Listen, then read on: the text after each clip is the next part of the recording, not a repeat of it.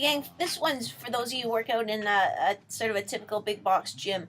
And if you use that seated row machine, you know, the one that has a pad in your chest that sort of helps support your torso, and then you can row the handles towards you. It's actually one of the worst pulling exercises that you can do.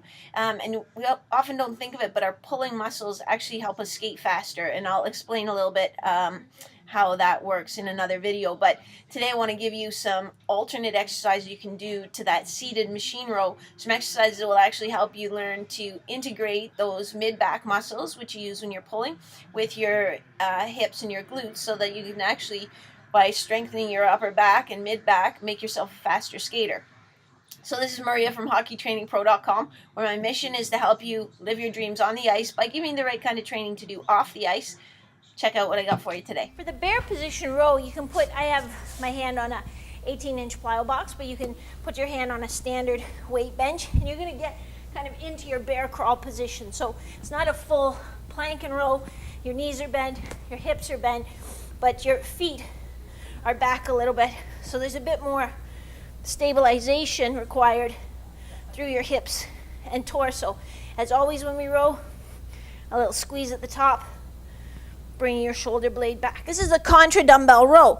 So we're kind of going into our Contra stiff-legged deadlift position, but then here, I'm gonna row. And while I row, I'm squeezing that shoulder blade back and down slightly, using my bicep, the back of my shoulder, and my mid-back. So let me show you from the side.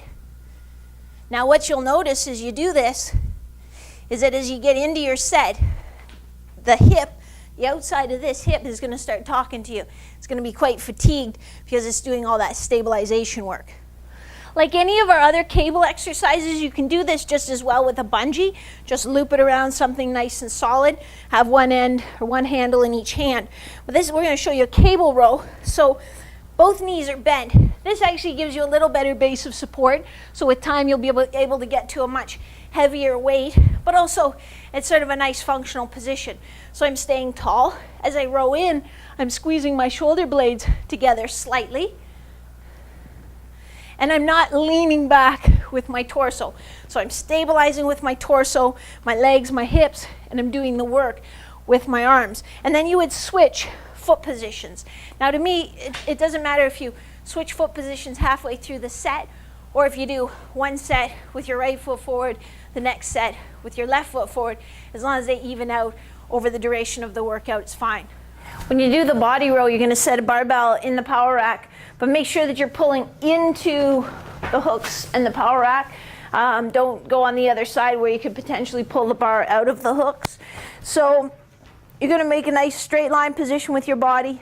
Pull your chest all the way up till it touches the bar, keeping your body in a straight line position. If you're getting pooped, you can bend your knees and that will make it easier, but make sure you're coming up to touch your chest with the bar.